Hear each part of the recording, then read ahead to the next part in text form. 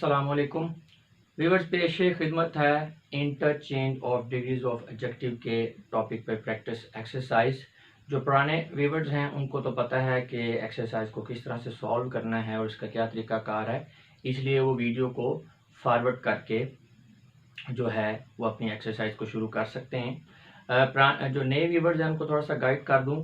लेकिन व्यूअर्स, ये इस टॉपिक पे हमारी प्रैक्टिस एक्सरसाइज है। इस टॉपिक से पहले हमने इसकी थ्योरी को स्टडी किया है, यानी interchange of degrees of adjective होता क्या है, किस तरह से डिग्रीज को हम एक सेंटेंस के अंदर चेंज कर सकते हैं, उसके मीनिंग को रिटेन रखते हुए, मेंटेन करते हुए, यानी मीनिंग चेंज नहीं होगा लेकिन डिग्री आप चेंज कर लेंगे। तो ये सारा हमने डिटेल में इससे पहले वाली वीडियो में पढ़ा है। तो वो इसकी टेक्स्ट वीडियो थी, ये इसकी प्रैक्टिस एक्सरसाइज है। अब प्रैक्टिस एक्सरसाइज में डबल बेनिफिट्स है स्टूडेंट्स के लिए।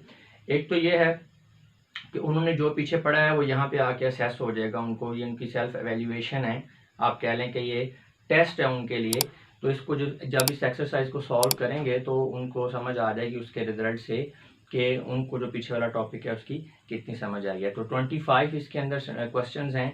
तो 25 में अगर एक आध आपकी गलती हुई है तो इसका मतलब ये है कि आपको पीछे वाला टॉपिक की समझ आ गई है। लेकिन अगर आपकी गलतियां ज़्यादा हो रही हैं तो इसका मतलब है आपको मज़ीद टॉपिक इस टॉपिक को मज़ीद समझने की ज़रूरत है। तो पीछे जाके फिर इस वीडियो को देखें, फिर दोबारा से एक्सरसाइज सॉल्व करें। तो इस तरह से एक तो आपकी सेल्फ एवेल्यूएशन हो जाएगी। दूसरा जो है प्रैक्टिस बहुत ज़रूरी है, ठीक है। लैंग्वेज को सीखने के लिए प्रैक्टिस के बगैर आपका गुजारा नहीं है। आप जितने मर्जी रूल्स को लर्न कर लें, जब तक आप लैंग्वेज को प्रैक्टिस नहीं करेंगे बार बार, तो वो आप उस लैंग्वेज में जो है वो एक्सपर्टीज जो है वो मतलूबा हासिल नहीं कर पाएंगे। तो इसीलिए हमारा जो चैनल है उस पर हमारी मेथडोलॉजी यही है पढ़ाने की स्टूडेंट्स को, कि जब हम कोई टॉपिक कवर करवाते हैं तो उसके बाद मैक्सिमम जो है हम प्रैक्टिस एक्सरसाइज सॉल्व जो होती हैं वो रिप्रेजेंट करते हैं अपने इस चैनल पे, ताकि स्टूडेंट्स की सेल्फ एवेल्यूएशन भी हो जाए और उनको एक हेल्दी प्रैक्टिस मटेरियल जो है वो भी अवेलेबल हो। और व्यूअर, जो प्रैक्टिस होती है इसकी कोई लिमिट नहीं है। हर बंदे का प्रोफिशिएंसी लेवल भी डिफरेंट है, हर बंदे की रिक्वायरमेंट डिफरेंट है। तो प्रैक्टिस तो जितनी करें उतनी ही कम है। अब चूंकि मैंने यहाँ पे थ्योरी का टॉपिक पढ़ाना होता है तो बहुत ज़्यादा प्रैक्टिस एक्सरसाइजेज भी मैं रिप्रेजेंट नहीं कर सकता। कोशिश होती है कि मैक्सिमम से मैक्सिमम जो प्रैक्टिस करवाई जाए स्टूडेंट्स को। इसके अलावा हर वीडियो के आखिर में रिकमेंडेड बुक्स की एक लिस्ट है, उनके अंदर टॉपिक वाइज प्रैक्टिस एक्सरसाइजेज मौजूद हैं। तो आपको मज़ीद प्रैक्टिस की ज़रूरत हो, बल्कि मैं तो रिकमेंड करूँगा कि आपको करनी चाहिए, तो आप उन बुक्स को कंसल्ट कर सकते हैं। उससे मज़ीद आपकी इम्प्रूवमेंट आ जाएगी चीज़ों को समझने की। जब तक आप रूल्स को, जो कुछ आपने सीखा है उसको आप अपने एक्सप्रेशन के अंदर, अपने रिटर्न एक्सप्रेशन के अंदर नहीं लेकर आएंगे, उसका फ़ायदा नहीं है। और वो तभी आएगा जब आप प्रैक्टिस करेंगे। आपने इतनी प्रैक्टिस करनी है कि आपका जो रिस्पॉन्स है वो ऑटोमेटिक हो जाए।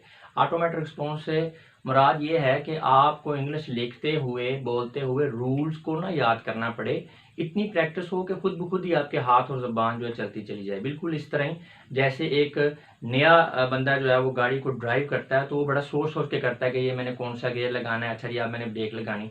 लेकिन जब आप एक्सपर्ट हो जाते हैं तो आपका ध्यान कहीं और भी है, आप बातें कर रहे हैं, इधर उधर देख रहे हैं, लेकिन आपके हाथ पैर खुद ब खुद ही गाड़ी को चला रहे होते हैं। तो उसे कहते हैं ऑटोमेटिक रिस्पॉन्स। तो लैंग्वेज में भी ऐसे ही, और ये प्रैक्टिस से ही आता है, इसलिए मैक्सिमम प्रैक्टिस करें। अच्छा, जो बुक दी गई है, जो लिस्ट दी गई है बुक्स की, तो उसमें मैं आपको एक बात बताता चलूँ कि वो सारी बुक्स ही आपको स्टडी करने की ज़रूरत नहीं है। और वैसे भी मेरी स्ट्रॉन्ग रिकमेंडेशन है कि आपने जब स्टडी करना है, सिर्फ इंग्लिश ही नहीं, कोई भी आप और सब्जेक्ट कर रहे हैं, तो एक वक्त में आपने एक या दो से ज़्यादा बुक्स को स्टडी नहीं करना जब आप एग्ज़ाम की प्रेपरेशन कर रहे हैं। वैसे आप कोई रिसर्च कर रहे हैं या आपका शौक है तो फिर तो आप जो मर्जी करें, लेकिन आप किसी एग्ज़ाम की प्रेपरेशन कर रहे हैं तो एक वक्त में आपने एक दो बुक्स को ही कंसल्ट करना है, ज़्यादा लेबोरियस नहीं करना चीज़ों को। तो इसमें भी आप एक दो बुक्स जो है उनको कंसल्ट करें। जब आप समझें कि ये आपका कवर हो गया, मज़ीद आपको प्रैक्टिस की ज़रूरत है, तो नई और बुक आप परचेज़ कर लें। और ये जो लिस्ट है ये डिफरेंट लेवल्स के लिए, मतलब 8 जो आपका 8 क्लास का स्टूडेंट है, मैट्रिक क्लास का स्टूडेंट है, ग्रेजुएशन लेवल का स्टूडेंट है, और कॉम्पिटिटिव एग्जाम्स के लिए जो स्टूडेंट्स हैं, तो उनके हिसाब से लिस्ट को, जो बुक्स की लिस्ट को अरेंज किया गया है। तो आप अपनी रिक्वायरमेंट के लिहाज से जो है बुक को सिलेक्ट कर सकते हैं। और इसका बेहतर तरीका ये है कि बुक स्टॉल पे जाएं, इजीली अवेलेबल है पूरे पाकिस्तान में या कहीं से भी ये बुक्स। तो आप वहाँ पे ये सारी बुक्स को पहले निकलवा के एक नज़र देख लें और फिर आप अपनी सूटेबिलिटी को चेक करें कि ये बुक्स जो हैं आपको सूट कर, तो आप परचेज़ कर लें, फिर आप वहाँ से प्रैक्टिस करें। वैसे यहाँ पे जो आपकी प्रैक्टिस एक्सरसाइजेज चैनल पे दी गई हैं, ये भी काफ़ी हैं। हर तकरीबन हर टॉपिक के साथ प्रैक्टिस एक्सरसाइज है। अगर आपके पास टाइम कम है और आपके इंग्लिश बेहतर है, थोड़ी बहुत में गलतियाँ हैं, तो यहाँ पे जो आपको एक्सरसाइजेज कराई गई हैं यही एनफ है। अगर आप ये भी कर लें अच्छे तरीके से तो भी जो है ये आपके लिए काफ़ी है। वो बुक्स में इसलिए कह रहा हूँ कि इसकी लिमिट नहीं है, जितनी आप प्रैक्टिस करते जाएंगे उतनी बेहतरी आती जाएगी। तो ज़्यादा से ज़्यादा प्रैक्टिस के लिए आप बुक्स को भी स्टडी कर सकते हैं। अगर एग्ज़ाम की प्रिपरेशन कर रहे हैं, टाइम कम है, तो यहाँ पे दी गई एक्सरसाइज जो है एनफ है। अब हम आते हैं अपनी एक्सरसाइज की तरफ। उसमें तरीकाकार ये है, ये आपके क्वेश्चन हैं। क्वेश्चन मतलब ये 25 सेंटेंसेज हैं, उनमें हर सेंटेंस के अंदर एक एडजेक्टिव यूज़ किया गया है, ठीक है। अब आपने इनके आंसर्स में क्या करना है, इन सेंटेंसेस को रीराइट करना है। रीराइट में आपने सेंटेंस का मीनिंग वही रहना चाहिए, ठीक है, और यानी उसका जो मफहूम है, जो उसका कॉन्टेक्स्ट है, वो चेंज ना हो, लेकिन आपने एडजेक्टिव की डिग्री को चेंज करना है, ठीक है। अब यहाँ पे होगा पॉजिटिव, तो आपने कंपैरेटिव और सुपरलेटिव लिखेंगे आंसर्स में, यानी जो आपने सेंटेंसेस लिखने हैं कंपैरेटिव और सुपरलेटिव एडजेक्टिव उसमें यूज़ करेंगे। यहाँ पे कंपैरेटिव है तो आप सुपरलेटिव और पॉजिटिव यूज़ कर सकते हैं। इसी तरह यहाँ पे अगर सुपरलेटिव है तो आप पॉजिटिव और कंपैरेटिव डिग्री यूज़ कर सकते हैं, जो आपने आंसर्स के अंदर सेंटेंसेस लिखने हैं, रीराइट जो करने हैं।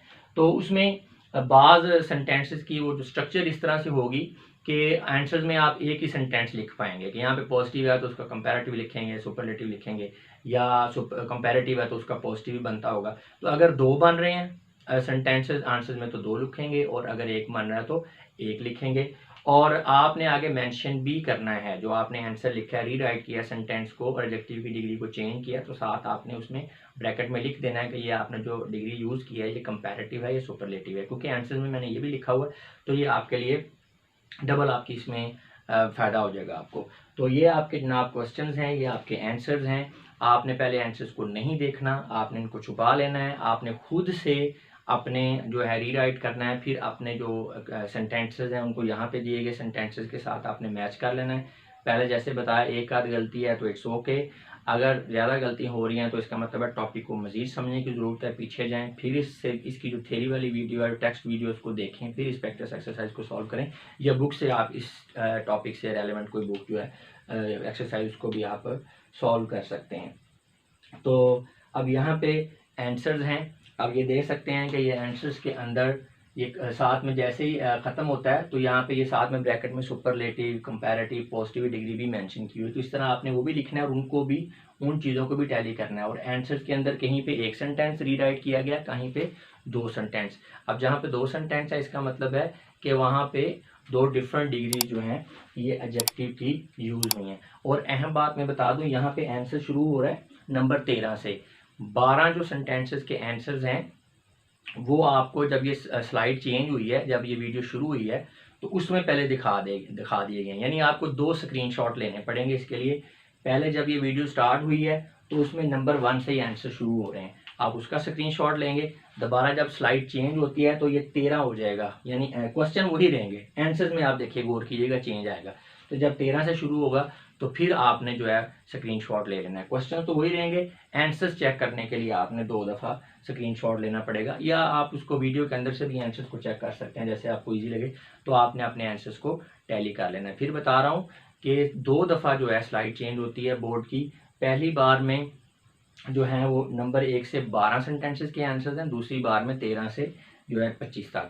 तो व्यूअर्स, मैं उम्मीद करता हूँ कि आपको इस प्रैक्टिस एक्सरसाइज को सॉल्व करने के बाद आपका जो टॉपिक है उसको समझने में मज़ीद इम्प्रूवमेंट होगी, आपकी सेल्फ असेसमेंट भी हो जाएगी और प्रैक्टिस भी हो जाएगी। और अभी जो मैंने आपको इसको सॉल्व करने का तरीकाकार समझाया है, इसकी भी समझ आपको अच्छी तरह से आ गई होगी। अब मैं आप लोगों से इजाज़त चाहूँगा, अपना बहुत सा ख्याल रखिएगा। आपकी समातों का बहुत बहुत शुक्रिया। खुदा हाफिज़।